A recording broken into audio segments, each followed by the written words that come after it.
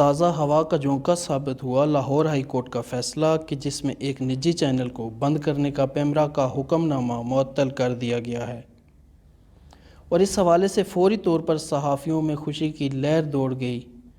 مسائل کیسے پیدا ہوئے؟ اگر چینل اپنے لائسنس کی خلاف ورزی کر رہا تھا تو اتنے عرصے ٹی وی اسکرین پہ جگمگاتا کیوں رہا؟ اگر واقعی ہی خلاف ورزی کر رہا تھا تو اس کو اتنی چھوٹ اب تک کیوں دیے رکھی؟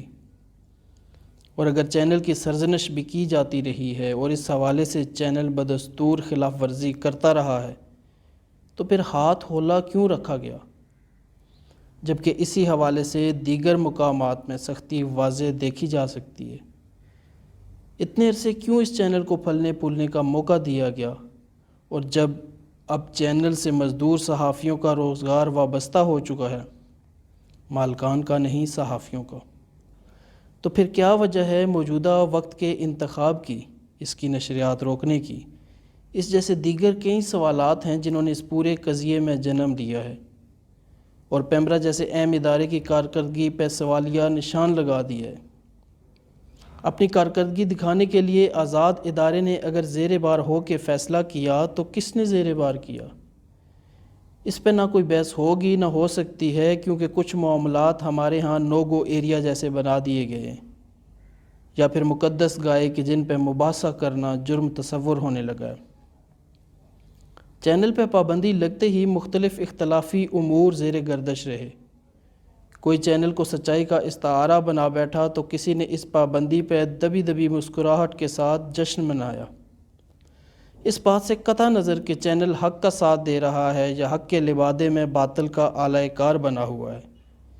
ہم اسے بطور مجموعی اگر میڈیا کی تنزلی کے حوالے سے دیکھیں تو نقصان صرف صحافی اور صحافت کا ہو رہا ہے۔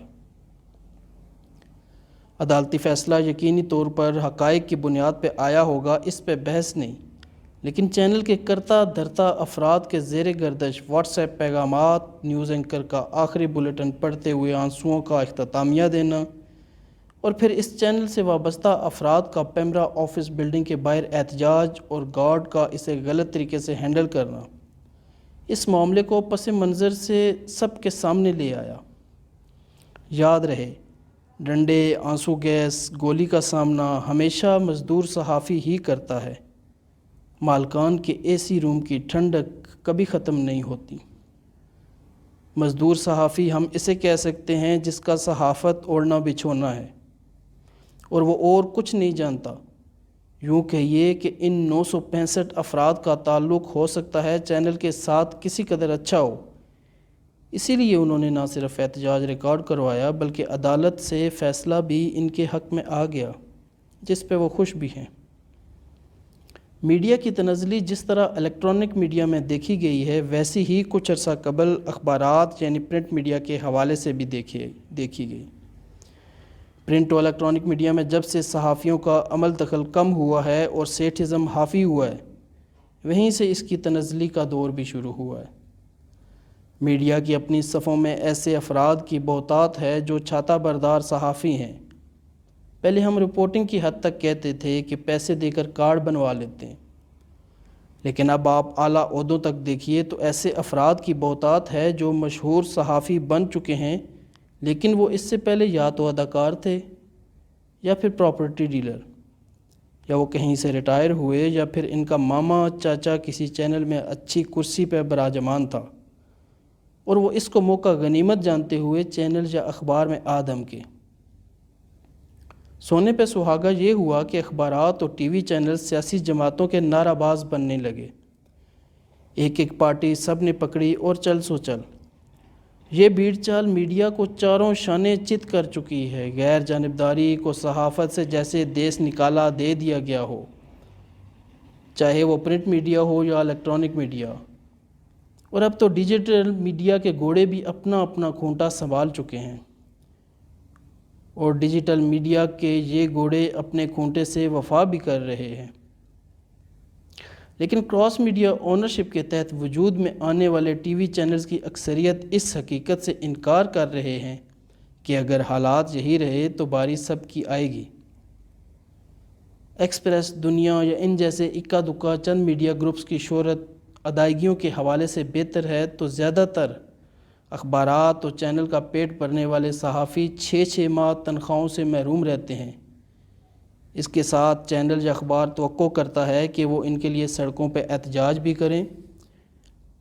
میڈیا کی تنزلی کا خالصتاً نقصان اس صحافی کو ہے جو سوائے صحافت کے کچھ نہیں جانتا۔ اس کی انگلیاں یا تو لکھنا جانتی ہیں یا پھر کیمرے کا کلک دبانا۔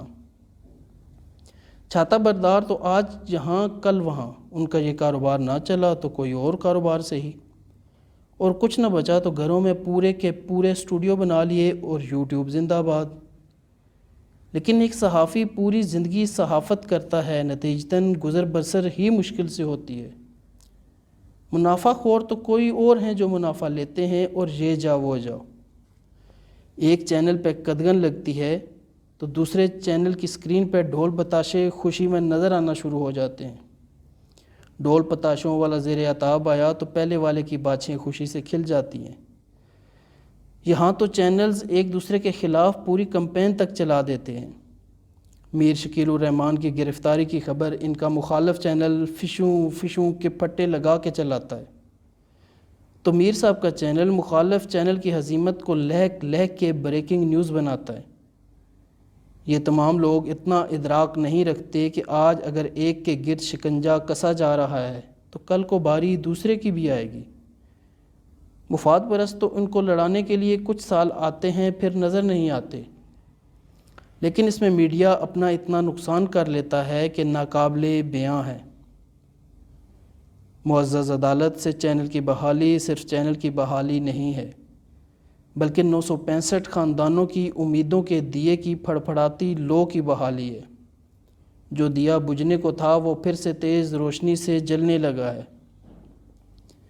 لیکن اس میں غیرت کا کچھ پیغام چینل، اخبار، میڈیا گروپس مالکان کے لیے بھی ہے کہ جن کے ملازمین کو 6 ماہ سے تنخواہ نہیں ملی، اور یہی ملازمین ہیں جو اپنے مالکان کے لیے آواز بلند کرتے ہیں۔ وہی آپ کے لیے سڑکوں پر لاٹھی چارج سہتے ہیں، وہی گولیوں کا سامنا کرتے ہیں۔ ان صحافیوں کو جن کی پیشہ وارانہ صلاحیتیں صرف صحافت میں ہیں، انہیں گدھوں کی طرح ہانکنے کے بجائے انسان سمجھیں۔ ان کی ضروریات بھی آپ کی طرح ہیں۔ ان کے بھی خاندان ہیں جو ان پہ انحصار کرتے ہیں۔ بچوں کی چمکتی آنکھیں ہیں جو صحافی والدین سے چھوٹی چھوٹی خوشیوں کے پورے ہونے کی توقع کرتی ہیں۔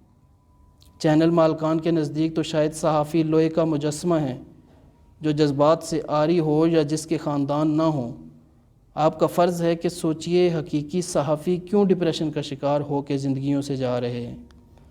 اگر آپ انہیں انسان سمجھنے کو تیار نہیں تو اٹھائیں اپنا بنگ بوسڑا اور جائیے یوٹیوب چینل کھول لیجئے یا کوئی اور منافع بخش کاروبار کر لیجئے۔ کیوں چینل یا اخبار کھول کر ناحق امیدوں کا خون کر رہے ہیں؟